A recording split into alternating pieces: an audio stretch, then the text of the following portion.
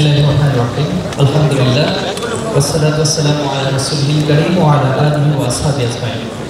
বাংলাদেশের স্বাধীনতার সার্বভৌমত্বের অতন্দ্র প্রহরী, এদেশের কোটি ছাত্র জনতার প্রিয় সংগঠন শহীদ কাফেলা বাংলাদেশ ইসলামী ছাত্র শিবিরের উদ্যোগে আয়োজিত বিশিষ্ট নাগরিকদের সম্মানে ইফতার মাহফিল 2025 সম্মানিত অতিথিবৃন্দ, সম্মানিত সাংবাদিকবৃন্দ, সহযোদ্ধা ভাইয়েরা, সম্মানিত উপস্থিতি, আসসালামু আলাইকুম ওয়া রাহমাতুল্লাহি ওয়া বারাকাতুহু। আজ আমরা দীর্ঘদিন পর এ ধরনের ইফতার মাহফিল আয়োজন করতে পেরেছি। এই পবিত্র মাহে রমাদানে মহিমান্বিত পরিবেশে মিলিত হতে পেরে আমি আল্লাহর অসীম কৃপা এবং রহমতের জন্য শুকরিয়া আদায় করছি, আলহামদুলিল্লাহ। বিশেষভাবে স্মরণ করছি ইসলামী ছাত্র শিবিরের প্রথম কেন্দ্রীয় সভাপতি শহীদ মীর কাসিম আলী, দ্বিতীয় কেন্দ্রীয় সভাপতি মোহাম্মদ কামরুজ্জামান সহ ইসলামী আন্দোলনের সকল শহীদ সিপাহ সালারদের।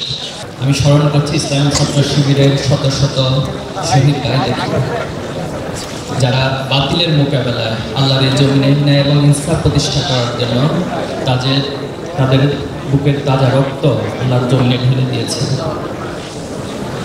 আমি ইসলামী ছাত্র শিবিরের ঢাকা বিশ্ববিদ্যালয় শাখার প্রতিষ্ঠাতা সভাপতি এটিএম আজহারুল ইসলাম ভাইকে মুক্তি কামনা করছি, যাকে অন্যায়ভাবে দীর্ঘদিন যাবৎ কারাগারে আটক করে রাখা হয়েছে। দোয়া করছি নিজ ভূমি নির্মম গণহত্যার শিকার মুসলিম ফিলিস্তিনবাসীর জন্য, আল্লাহর কাছে তাদের সকলের শাহাদাত কবুলিয়তের জন্য দোয়া করছি।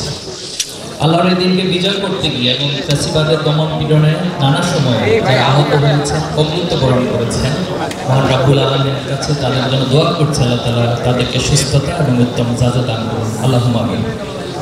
সম্মানিত উপস্থিতি, গত 16টি বছর ছিল আমাদের জন্য এক দীর্ঘ চ্যালেঞ্জিং যাত্রা। এ সময়ে আমরা ফ্যাসিজমের করাল গ্রাসে শতাধিক ভাইকে হারিয়েছি। ফ্যাসিজমের নির্যাতনে আমাদের অসংখ্য ভাইয়েরা শহীদ হয়েছেন, রক্ত ঝরিয়েছেন, আমাদের অনেক ভাইয়েরা মৃত্যুবরণ করেছে। হাজার হাজার ভাইদেরকে গুম করা হয়েছিল। সেই গুমকৃত ভাইদের মধ্য থেকে অনেকের লাশ আমরা পেয়েছি, অনেককে আহত পঙ্গুত্ব অবস্থায় পেয়েছি। এখানে অনেক ভাইয়েরা উপস্থিত আছেন যারা গুমের শিকার হয়ে আল্লাহর একান্ত মেহেরবানিতে হয়তো আহত হয়ে অথবা পঙ্গুত্ব বরণ করে আমাদের মাঝে ফিরে এসেছে। কিন্তু এখনো 6 জন ভাইয়ের কোনো খোঁজ আমরা পাইনি। এই ভাইয়েরা কোথায় আছে, কেমন আছে আমরা জানি না। আমরা আল্লাহর কাছে আজকের এই ইফতার মাহফিল থেকে দোয়া করছি আল্লাহ তাআলা আমাদের ভাইদেরকে আমাদের মাঝে ফিরিয়ে দিন, আমিন। মহান আল্লাহ তাআলা পবিত্র কোরআনে এই রমজানকে ফরজ হিসেবে আমাদের জন্য ঘোষণা দিয়েছেন। আল্লাহ তাআলা বলেছেন, বিসমিল্লাহির রহমানির রহিম, কুতিবা আলাইকুমুস সিয়াম কামা কুতিবা আলাল লাযিনা মিন ক্বাবলিকুম লাআল্লাকুম তাত্তাকুন।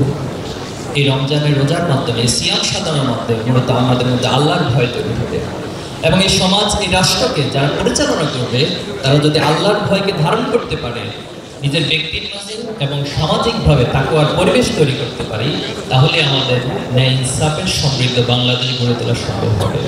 সম্মানিত উপস্থিতি, ছাত্র শিবির একটি সমৃদ্ধ বাংলাদেশ গড়তে চায়, মেধা ও সততা সবার বাংলাদেশ গড়তে চায়।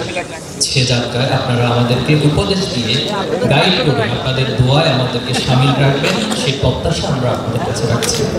ছাত্র শিবিরের আজকের আয়োজনে আপনাদের শত ব্যস্ততার মাঝেও আমাদেরকে সময় দিয়ে এবং আপনাদের এই গুরুত্বপূর্ণ সময়ের মাধ্যমে আপনারা আমাদের এই আয়োজনে সামিল হয়েছেন। আমরা বিশেষভাবে আপনাদেরকে ধন্যবাদ এবং কৃতজ্ঞতা জ্ঞাপন করছি।